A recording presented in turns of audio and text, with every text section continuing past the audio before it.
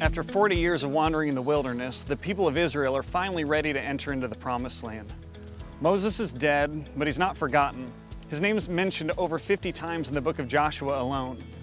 God raised up a new leader named Joshua, and Joshua's name means God is salvation. Joshua was actually one of the 12 spies that were sent out to spy out Canaan while the people were wandering in the wilderness. 10 of the spies came back and they spread a bad report about the land. But Caleb and Joshua, two of the spies, they came back and said with God on their side, they'd be able to take the Promised Land for themselves. And so under Joshua's leadership, the people of Israel would fight over 30 battles so that they could take ownership of the Promised Land. It's exactly what Ezekiel would write about hundreds of years later when he said, "On that day I swore to them that I would bring them out of Egypt into a land I had searched out for them, a land flowing with milk and honey, the most beautiful of all lands." Joshua was the general of the Israelite army back when Moses was alive, so it's fitting that he would be the new leader of Israel now that they had to battle to take possession of the Promised Land. But the first two things that God instructs Joshua to do have nothing to do with battle. The first thing that God tells Joshua to do is to send the priests in the middle of the Jordan River with the Ark of the Covenant, Israel's most prized possession. Joshua complies with what God says, and he sends the priests in the middle of the Jordan River with the Ark of the Covenant, but before their feet touch the waters part, just like the Red Sea had parted when Moses led the Israelite people through. And so together the priests, the Ark of the Covenant, and the people of Israel all walk through the Jordan River on solid ground. After crossing the Jordan, the people walked up to the city of Jericho. Jericho was known for its tall walls, and Joshua had probably wanted to start the battle right away. But God told him to do something different. God told him to lead the people to walk around the walls of Jericho for 6 days in a row. Then on the seventh day, to make as much noise as possible. And when the people made the noise, the walls of Jericho fell down. No battle was even necessary. I think this is because God's trying to teach Joshua a lesson, saying you might be a great leader, and the people of Israel might be great warriors, but it's not by your power that you're going to defeat these people. It's through my power. God says it a different way, not by might or by power, but by my Spirit, says the Lord Almighty. Throughout the next 30 years, the people of Israel would conquer and then settle into the Promised Land. Years later, Joshua dies. After Joshua died, the 12 tribes had no clear leader, so God began to raise up judges who would rule for a specific period of time.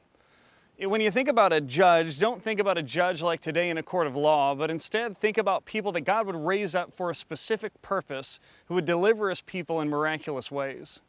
It's during the period of the judges that we see how God will renew his people as they enter into the same cycle. It begins as the people enter into a pattern of sin. Then another nation will come in and they'll enter into a period of servitude to this other nation. Pretty soon the people will cry out to God in supplication. And then God will send a judge to be their deliverer and he'll be their salvation. And once the land is in peace, they'll enter into a different period of silence. You see, in the book of Joshua, the people had conquered the Promised Land, but there were still these little pockets of people who were resistant to God's own people. So God would raise up leaders who would take on the challenge. Leaders like Samson and Deborah and Gideon. But the real problem, it wasn't these people, these pockets of resistance. The real problems were the hearts of God's own people. Judges 21:25 says, "In those days Israel had no king. Everyone did as they saw fit." Another way to say that is everyone did what was right in their own eyes. And at first it doesn't seem like it's that bad. If everyone's doing what's right in their own eyes, if they're trying to do right, then it can't be that bad, right? But I think we know better than that.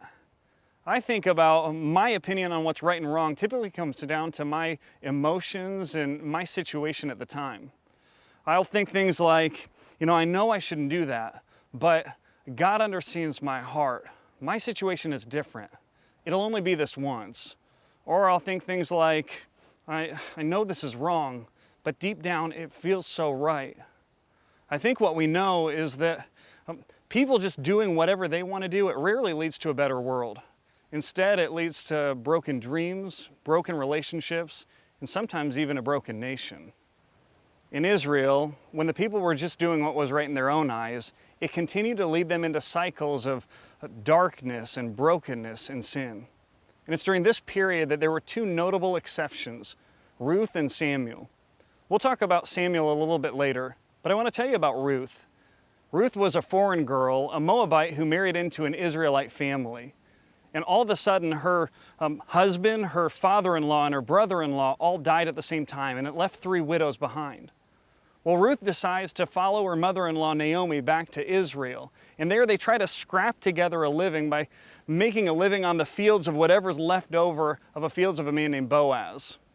While they're there, in a picture of God's grace, Boaz takes Ruth to become his wife. And at this point, she enters into a special family tree. You see, Boaz and Ruth have a son, and they call him Obed, and then Obed has a son, Jesse, then Jesse has a son, David.